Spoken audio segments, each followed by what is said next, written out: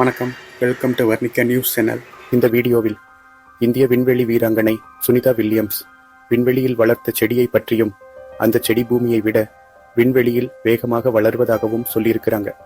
விண்வெளியில் செடி வளர்க்க முடியுமா, ஏன் பூமியை விட விண்வெளியில் செடிகள் வேகமாக வளர்கின்றன என்பதை பற்றியும் இந்த வீடியோவில் விரிவாக பார்க்கலாம். அதுக்கு முன்னாடி நீங்க இப்பதான் ஃபர்ஸ்ட் டைம் நம்ம சேனல் பார்க்குறீங்கன்னா லைக் பண்ணுங்க, சப்ஸ்கிரைப் பண்ணுங்க. சுனிதா வில்லியம்ஸ் அவங்க நாசாவின் மிக முக்கியமான விண்வெளி வீரர்களில் ஒருவர். 2006, 2012, 2024 புதிய விண்வெளி பயணம் இன்டர்நேஷனல் ஸ்பேஸ் ஸ்டேஷன் போனதோடு விண்வெளியில் நீண்ட நாட்கள் இருந்த சாதனையாளர்களில் ஒருவர்.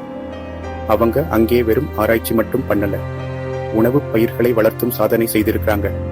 ISS-இல் வெஜிடபிள் ப்ரொடக்ஷன் சிஸ்டம் என்ற திட்டத்தில் செடிகளை வளர்த்தது மிகவும் புகழ்பெற்ற விஷயம். மனிதன் செவ்வாயில் வாழும் காலம் விரைவில் வரும். அப்போது நாம் உணவை எப்படி தயாரிக்கப் போறோம்? இதற்கான ஆரம்ப முயற்சிதான் இது.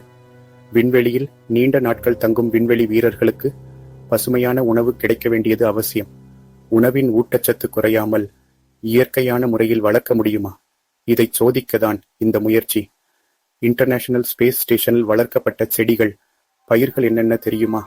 நாசா வெஜ்ஜி ப்ராஜெக்ட்ல முதலில் ரெட் ரொமைன் லெட்டுஸ் செடி வளர்க்கப்பட்டது. இது ஒரு சாலட் கீரை மாதிரி இருக்கும். அதுக்கு அடுத்த கட்டமாக மிளகாய், முளைக்கீரை, முள்ளங்கி, வெண்டைக்காய் இவற்றையும் விண்வெளியில் வளர்த்தாங்க. முன்னாள் விண்வெளி வீரர்கள் வளர்த்துள்ள முதல் பூ எது தெரியுமா? சின்னியா மலர். இந்த மலர் வளர்த்ததால பூச்சிகள் இல்லாம கூட செடிகள் எப்படி வளர்க்க முடியும் என்பதையும் ஆராய்ந்தாங்க. விண்வெளியில் செடிகள் வேகமாக வளர்வதற்கு காரணங்கள் ஈர்ப்பு விசை இல்லை, மைக்ரோ கிராவிட்டி எஃபெக்ட். பூமியில் செடிகள் வேர்களை கீழ் நோக்கி, தளிர்களை மேலே நோக்கி வளர்க்கிறது. இதுக்கு காரணம் ஈர்ப்பு விசை, கிராவிட்டி. விண்வெளியில் இருப்பது மைக்ரோ கிராவிட்டி, சிறிய ஈர்ப்பு விசை.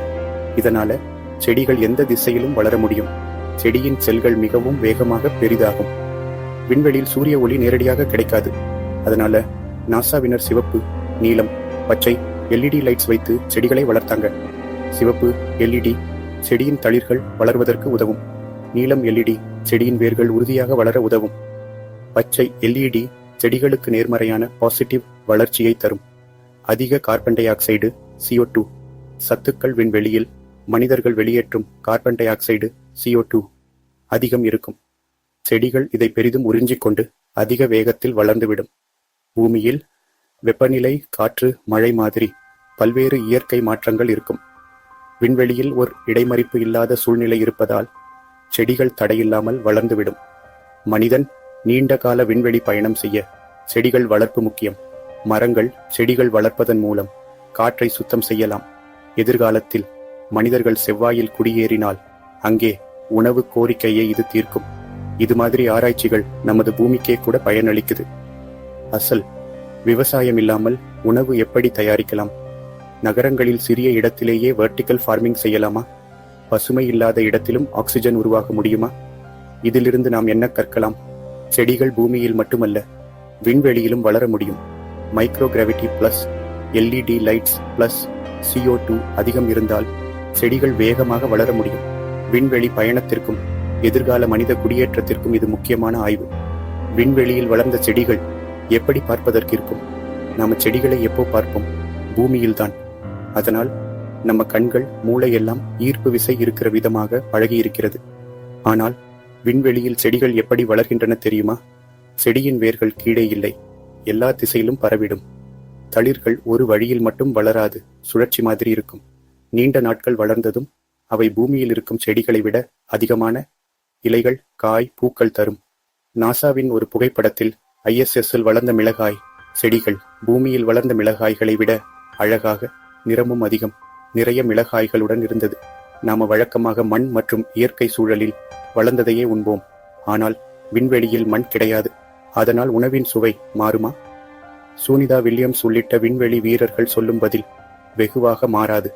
ஆனால் சற்று அதிகமான சுவையுடன் இருக்கும். பூமியில் வளர்ந்ததை விட வெஜிடபிள்ஸ் மற்றும் கீரைகள் மிகவும் புதிய சுவை, ஃப்ரெஷ் டேஸ்ட் கொண்டிருக்கும். மிளகாய்கள் பூமியில் இருக்கிறதை விட அதிகமான காரம் இருக்கும். இந்த உணவு ஆராய்ச்சி எதிர்கால விண்வெளி வாழ்க்கைக்கு மிகவும் உதவப் போகிறது. விண்வெளியில் பயிர் வளர்ப்பதற்கான புதிய ஆராய்ச்சிகள். இந்த ஆராய்ச்சி இங்குதான் முடியல. இன்னும் நிறைய ஆராய்ச்சிகள் நடந்து கொண்டிருக்கிறது. மேம்பட்ட செடி வளர்ப்பு முறை. இது புதிய முறையில் செடிகள் வளர்க்கும் விஞ்ஞானிகளின் முயற்சி. இந்த திட்டம் மூலம் மனிதன் சந்திரனில் வாழும் போது உணவு எப்படி தயாரிக்கலாம் என்பதை கண்டுபிடிக்கின்றார்கள். செவ்வாயில் விவசாயம். செவ்வாய் சென்றால் அங்கே விவசாயம் செய்ய முடியுமா என ஆராய்ச்சி செய்கின்றார்கள்.